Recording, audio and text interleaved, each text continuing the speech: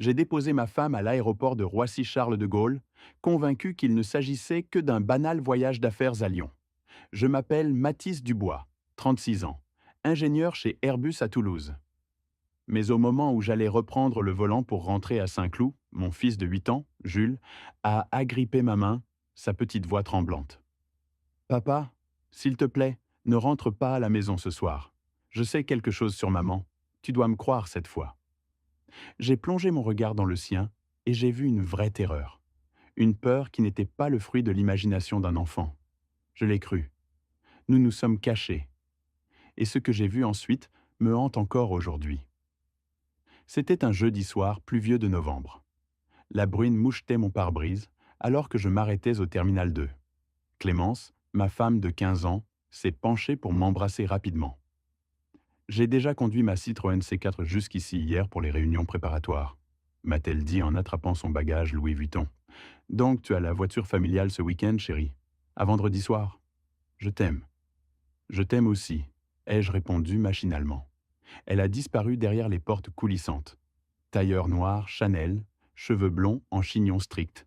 L'image parfaite de la cadre partant en conférence. Je n'ai pas vu le mensonge. Derrière moi, Jules était silencieux dans son rehausseur, ses doigts tortillant nerveusement les bretelles de son sac Pokémon. À 8 ans, mon fils était du genre observateur, le gamin qui remarquait ce que les adultes laissaient repasser. J'ai rejoint le flot de la circulation périphérique. Un jeudi soir comme les autres, jusqu'à ce que Jules m'attrape le bras. Pas une tape, une poigne désespérée. Sa petite main s'est serrée sur mon avant-bras assez fort pour me faire tressaillir. Papa, on ne peut pas rentrer à la maison ce soir. J'ai jeté un coup d'œil dans le rétroviseur. Son visage était pâle comme un linge. Ses yeux étaient trop grands. S'il te plaît, sa voix s'est brisée. S'il te plaît, crois-moi cette fois. Cette fois, ces deux mots m'ont transpercé, parce qu'il m'avait déjà prévenu. La Renault noire garée en face de notre maison 3 nuits de suite. Je lui avais dit qu'il s'imaginait des choses. L'appel téléphonique à 2 heures du matin, la voix de sa mère chuchotant dans le bureau. J'avais prétendu que c'était un mauvais rêve. Et maintenant, il me suppliait de le croire, tremblant sur la banquette arrière de notre Peugeot 3008. Je pouvais le voir dans ses yeux, une terreur pure. Pas de l'imagination, une peur réelle. Je filais vers la sortie de l'A1. Notre maison était à 20 minutes, à Saint-Cloud, rue des Tilleuls. La maison avec la porte bleue, la maison qui était censée être un refuge. Mais Jules tremblait, et j'avais eu tort auparavant. Je suis ingénieur en système de sécurité. Je calcule les risques pour gagner ma vie. Et à cet instant, le calcul était simple. Risque de le croire et d'avoir tort. Nous perdons une nuit. Risque de ne pas le croire et d'avoir tort. Quelque chose de terrible arrive. L'équation n'était même pas serrée. J'ai changé de voix. D'accord, ai-je dit doucement. Je te crois. Jules a expiré, un son tremblant et désespéré. Vraiment? Oui, mon grand. Je suis désolé de ne pas l'avoir fait avant. Nous nous sommes garés dans l'obscurité, ma Peugeot dissimulée sous l'ombre de 2 grands chênes, juste en face de notre pavillon. J'avais passé 2 ans à concevoir les systèmes de sécurité de cette maison. Elle était censée être le refuge le plus sûr. Les heures ont rampé. Jules s'est assoupi. J'ai regardé fixement la lumière de notre Porsche, la porte bleue, l'érable qui se balançait. Tout semblait normal. Vers 22h45, je me suis senti ridicule. Peut-être qu'on devrait juste rentrer vérifier, ai-je murmuré. Jules a sursauté.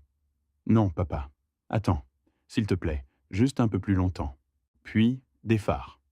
Non, une forme sombre roulait dans la rue, tous feux éteints. Une camionnette Renault Master noire, sans plaque visible. Elle a rampé lentement, puis s'est arrêtée exactement devant la nôtre. Mon cœur s'est mis à tambouriner. 2 hommes sont sortis. Vêtements noirs, capuche relevée, visage couvert de cagoules. Ils se déplaçaient avec une détermination froide. Des professionnels. Qui sont-ils? Ai-je soufflé. Les méchants à qui maman parlait au téléphone, a chuchoté Jules. Ils ont remonté notre allée comme si elle leur appartenait. Je m'attendais à ce qu'ils forcent la serrure. J'ai attrapé mon téléphone pour composer le 17. Puis, l'un d'eux a sorti quelque chose. Une clé. Ma clé. Il l'a glissé dans la serrure fichet. Le pêne dormant a tourné avec un clic. Ils sont entrés dans ma maison. Comment? Ma voix s'est brisée. Comment ont-ils cette clé? Il n'y avait que 3 jeux de clés. Le mien à côté de moi, celui de Clémence censé être à Lyon, et le double d'urgence dans son bureau fermé. Maman la leur a donné, a chuchoté Jules. Je l'ai entendue au téléphone. Elle a dit qu'elle la laisserait sous le paillasson arrière. Ma femme avait donné à des inconnus une clé de notre maison, la maison où dormait notre enfant. Des faisceaux de lampes torches ont balayé les fenêtres. Systématique, professionnel. Puis, je l'ai senti. Une odeur chimique forte. Mon cerveau l'a cataloguée, accélérant à base de pétrole. La fumée a commencé à s'échapper de plusieurs fenêtres simultanément. Un travail de pro. Points d'allumage multiples. Une lumière orange a fleuri à l'intérieur. Vite. Beaucoup trop vite pour être accidentel. Le feu a pris comme prévu dans un incendie criminel. Les flammes ont léché les cadres des fenêtres. Le double vitrage a volé en éclats. Les 2 hommes sont sortis calmement, sont remontés dans la camionnette et ont disparu, juste au moment où des sirènes hurlaient au loin. Quelqu'un avait appelé les pompiers. J'ai composé le 18 d'une main tremblante. Incendie au 23, rue des Tilleuls, à Saint-Cloud. Maison embrasée. J'ai raccroché. Je n'étais pas prêt à révéler que nous étions vivants. Les camions de la brigade des sapeurs-pompiers ont débarqué 3 minutes plus tard. Les pompiers ont sauté, tirant les lances, mais je savais qu'ils ne pourraient pas la sauver. La maison brûlait trop fort, trop vite. 2 années de travail transformées en cendres. Jules pleurait silencieusement. Je te l'avais dit, papa, je te l'avais dit. Je l'ai serré contre moi. Tu nous as sauvés, mon fils. Tu nous as sauvé la vie. C'était la vérité. Si nous avions été à l'intérieur, ces hommes nous auraient piégés. Mon fils de 8 ans nous avait sauvés d'être brûlés vifs. Tandis que les pompiers luttaient contre les flammes, j'ai passé un autre appel.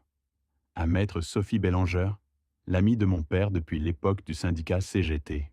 Il m'avait glissé sa carte lors de ses funérailles, 5 ans plus tôt. Si jamais tu as besoin de quelqu'un qui ne recule devant rien, appelle Sophie. De mon point d'observation, j'ai vu ma femme arriver sur les lieux de la destruction qu'elle avait orchestrée. Le VTC Uber s'est arrêté après 23h30. Clémence est sortie, a vu les ruines fumantes, et son spectacle a commencé. « Oh mon Dieu, ma famille, Mathis, Jules !» Elle a couru vers les décombres, ses talons loup-boutin claquant. Un agent l'a rattrapée. Elle s'est effondrée contre lui, sanglotant. J'ai serré le volant, les jointures blanches. Le commandant des pompiers s'est approché. « Madame, nous n'avons pas encore trouvé de reste. L'incendie a été extrêmement intense. » Clémence a levé les yeux, son mascara Dior coulant. « Ils doivent être là-dedans. Mathis m'a envoyé un SMS à 21h. Il dormait. » Mais je l'ai vu. La micro-expression quand il a dit « pas de reste ». Pas du chagrin, de la peur. Elle avait peur qu'on ne nous ait pas trouvés morts. L'évaluation préliminaire suggère une défaillance du système de chauffage au gaz, a poursuivi le commandant. Le système de gaz? Sa voix a monté. Mais Mathis vient de le concevoir, c'est un ingénieur chez Airbus. Nouveau sanglot. Elle mettait en place son récit, blâmant mon ingénierie. J'ai tapé un message vers le portable de Clémence. Chérie, Jules et moi, nous sommes arrêtés pour un dîner tardif. Rentrons bientôt. Bisous. Le téléphone de Clémence a vibré. Elle a regardé l'écran. Son visage est devenu blanc, blanc comme un os.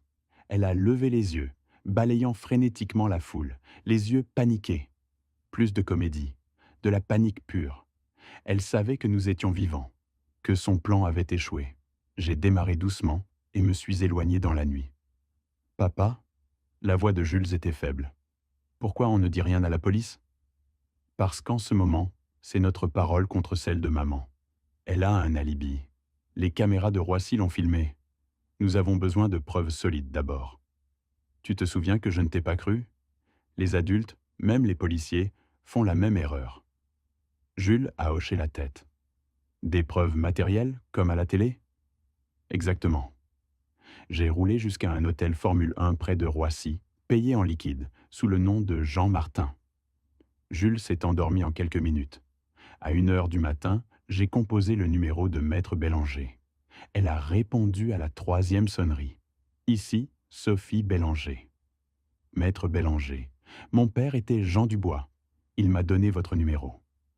Pour le cas où vous auriez besoin d'aide dont votre femme ne devait pas être au courant. Qu'est-ce qui s'est passé, Mathis? Votre père ne lui a jamais fait confiance. Parlez vite. J'ai expliqué l'incendie, les incendiaires, l'avertissement de Jules, la clé, notre cachette, le spectacle de Clémence. N'allez pas voir la police tout de suite, a dit Maître Bélanger. Ils auront besoin de preuves solides.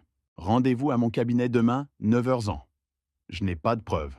Mais je sais par où commencer. La voiture de votre femme à l'aéroport. À 2h30 du matin, j'ai laissé Jules dormir et suis retourné à Roissy CDG.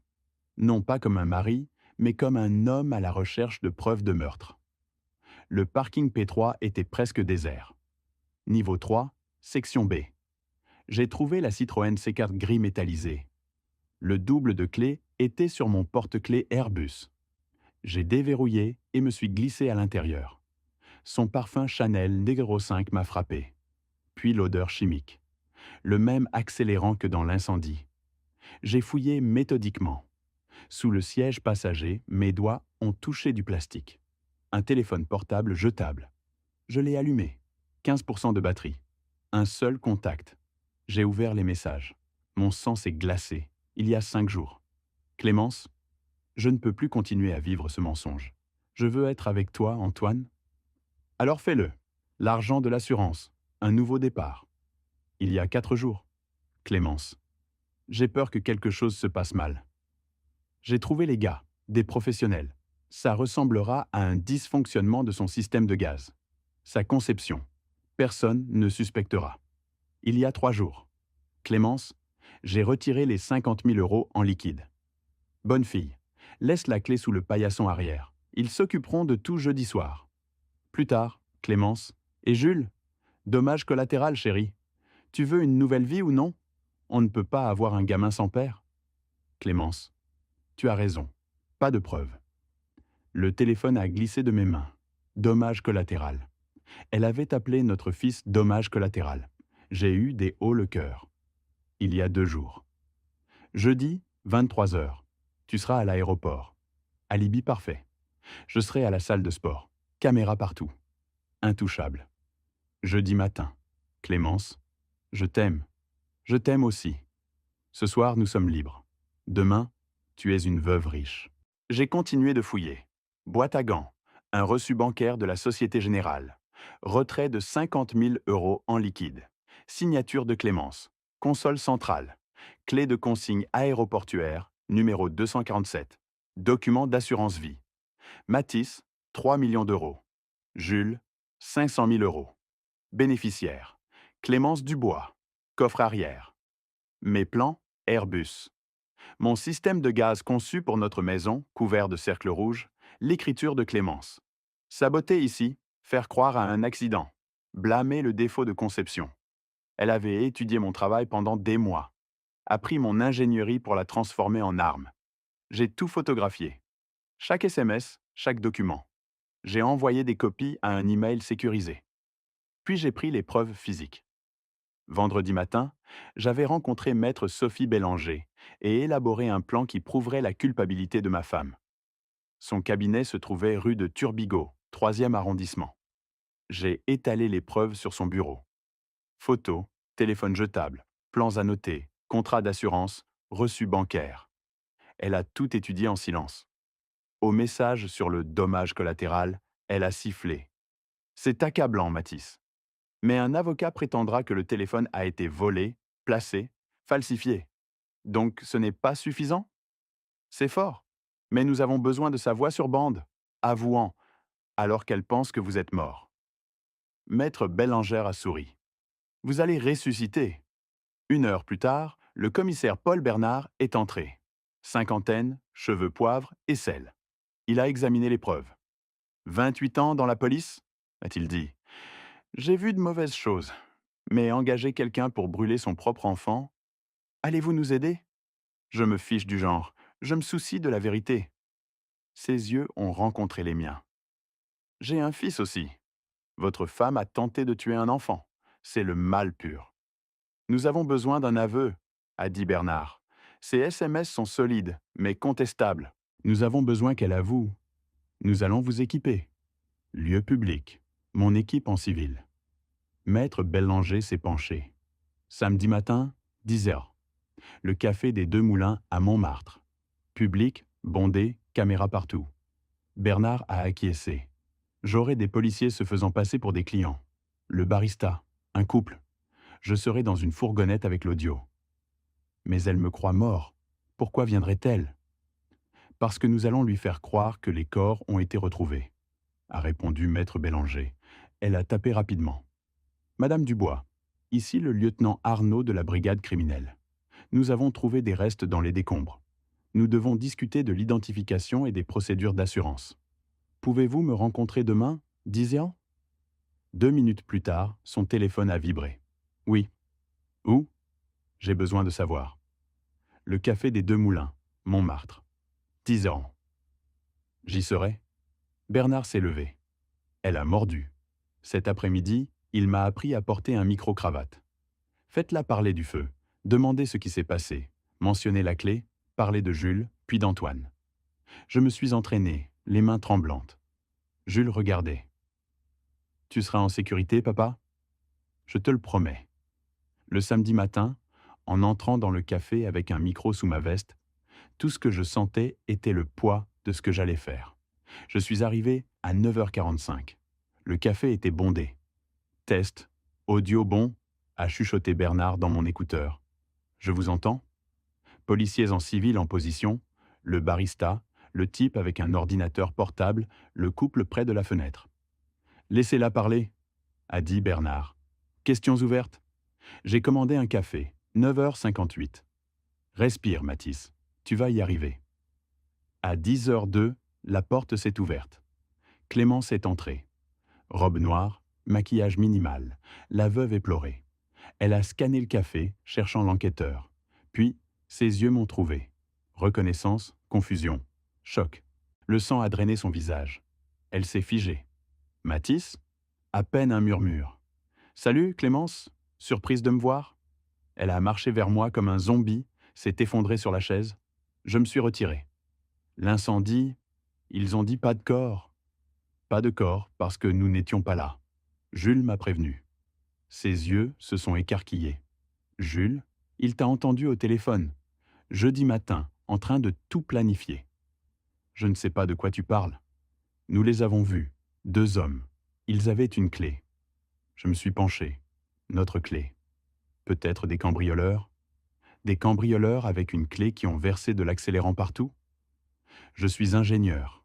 Je sais ce que sent un incendie criminel. J'ai sorti les papiers pliés, les ai glissés sur la table. Impression des SMS du téléphone jetable. Clémence les a fixés. Où as-tu trouvé ça? Ta Citroën. Parking P3, niveau 3, section B. Tu as cambriolé ma voiture? J'ai utilisé le double de clé, celui que tu as oublié. J'ai pointé. Celui-ci, laisse la clé sous le paillasson. Tu les as laissés entrer. Et celui-ci, ça ressemblera à un dysfonctionnement de son système de gaz. Ma voix s'est brisée. Et ceci? Et Jules? Dommage collatéral. Tu as appelé notre fils dommage collatéral, Clémence? Elle a fixé les papiers. Pas de mots. Puis, elle a ri. Un rire amer, froid. Quand elle a levé la tête, la femme que j'avais épousée avait disparu. Une étrangère portant son visage était sur le point de dire la vérité. Tu as toujours été plus intelligent que je ne le pensais, Mathis. Pourquoi, Clémence? Dis-moi juste pourquoi. Elle s'est rapprochée, voix basse. Parce que j'étouffais depuis 15 ans. Je mourais dans cette vie parfaite que tu as construite. Je t'ai épousée parce que j'avais 28 ans et que j'étais désespéré. Mon horloge biologique hurlait. Tu étais en sécurité, stable, ennuyeux, mais en sécurité. Je pensais qu'avoir un enfant me rendrait heureuse. Elle a ri amèrement. 10 ans de FIV, 100 000 € pour un gamin dont je n'ai jamais vraiment voulu. J'ai eu la nausée. Jules était une obligation, coûteuse et chronophage. J'ai joué à la maman, mais à l'intérieur, c'était vide.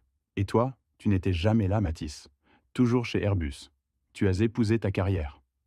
Puis, j'ai rencontré Antoine il y a 6 mois à la salle de sport. Ses yeux se sont illuminés. Il m'a vu, il m'a fait me sentir vivante. Alors tu as décidé de nous tuer? Antoine a des dettes de jeu, grosses. L'assurance, la maison. 4,5 millions au total. Nous pouvions recommencer. La réunion, de nouveau non. Libre. Ton système de gaz. L'ironie parfaite. J'ai étudié tes plans pendant des mois, Mathis.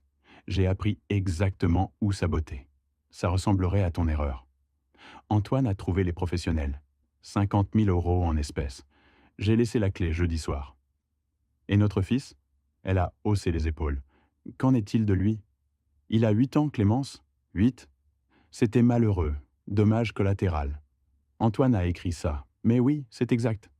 Elle s'est penchée en arrière. Je n'allais pas le laisser derrière. Un rappel de toi, un fardeau. Une mort rapide vaut mieux que des années de thérapie. Ses yeux ont rencontré les miens. J'étais Clémente. Je me suis levé, ma chaise a grincé.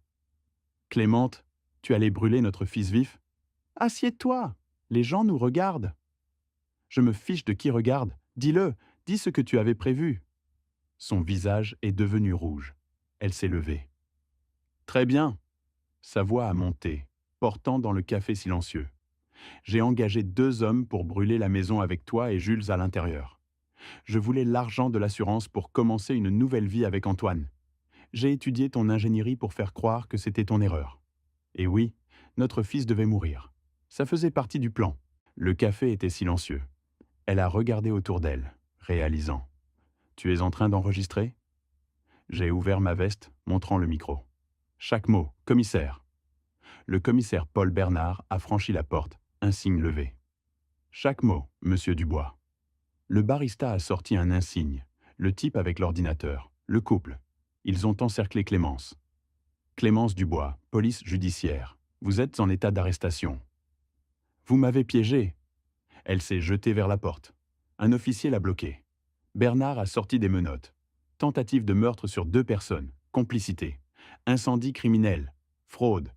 Nous aurions pu être heureux, a-t-elle crié. Antoine et moi?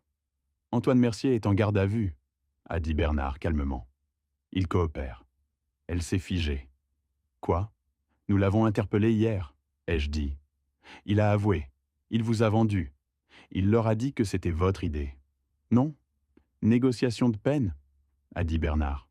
20 ans au lieu de la perpétuité. Alors qu'il l'emmenait, elle m'a regardé une dernière fois. J'ai vu du soulagement. Je te déteste, a-t-elle dit doucement. Je sais, ai-je dit. Tu m'as toujours détesté. Je ne l'ai simplement pas vu. Le procès a duré 4 semaines. L'accusation a monté un dossier solide. Le commissaire Bernard a témoigné de l'enregistrement, les SMS, les plans annotés, les relevés bancaires, 50 000 euros en espèces. Antoine a témoigné, 20 ans au lieu de la perpétuité. Il a affirmé que Clémence avait tout manigancé. Les incendiaires ont témoigné. Clémence avait fourni la clé, les plans, des instructions, et les avait payés 20 000 euros chacun. J'ai témoigné de l'avertissement de Jules, de notre cachette, d'avoir regardé 2 hommes brûler ma maison avec mon fils à l'intérieur. Le jury a délibéré 6 heures. Coupable, tous les chefs. 25 ans de réclusion. Devant le palais, Jules tenait ma main. Papa? Maman revient? Non, mon cœur. Pas avant très longtemps. Il a hoché la tête. Bien. 6 mois plus tard, nous avions reconstruit une vie. Divorce prononcé. Garde exclusive. Droits parentaux de Clémence terminés. J'ai vendu le terrain de Saint-Cloud. Acheté une maison plus petite à Rueil-Malmaison. De plein pied. Tout électrique. Jules a aidé à la choisir. L'indemnité d'assurance est arrivée. 1,2 million d'euros. Je l'ai placé pour Jules et donné 100 000 euros à un centre de traumatologie. Airbus m'a proposé un congé. Je n'y suis pas retourné. J'ai accepté un poste d'enseignement à l'École centrale Paris. Sécurité en ingénierie. Jules a commencé sa 4e année. Ses enseignants savent. Les cauchemars sont moins fréquents. Thérapie 2 fois par semaine. 3 ans plus tard, j'étais assis sur notre terrasse à Suresnes, regardant Jules. 11 ans maintenant, il jouait au basket avec Théo. Le son de son rire était tout. Jules est arrivé en courant. « Papa, je peux avoir de l'eau ?» Je lui ai tendu la bouteille. Le père de Théo nous emmène voir un match du PSG samedi. Je peux y aller? Bien sûr. Envoie-moi un message. Il a levé les yeux au ciel. Papa, j'ai 11 ans. Et je suis ton père qui a failli te perdre. Un câlin. Oui, oui. Les cauchemars venaient une fois par mois maintenant. Il vérifiait les serrures la nuit. Il le ferait probablement toujours. Il avait des amis, jouait au basket, voulait devenir ingénieur civil. Construire des ponts, papa. Des choses qui connectent. J'enseignais à Centrale depuis 3 ans.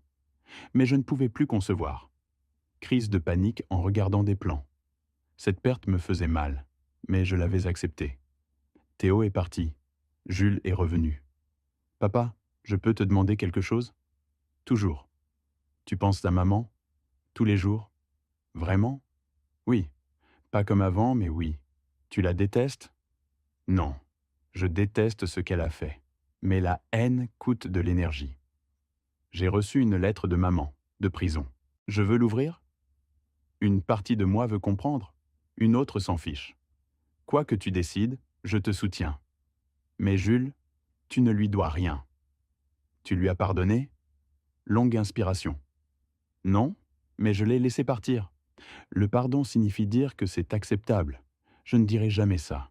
La laisser partir signifie que je ne porte plus le poids de ses choix. Alors c'est pour moi, pas pour elle? Exactement. Tu es intelligent. Jules est parti en pédalant son vélo. Je l'ai regardé disparaître. Elle n'a pas gagné. Elle a essayé de nous effacer. Mais nous sommes toujours là. Blessés, changés, mais là. Guérissant, avançant.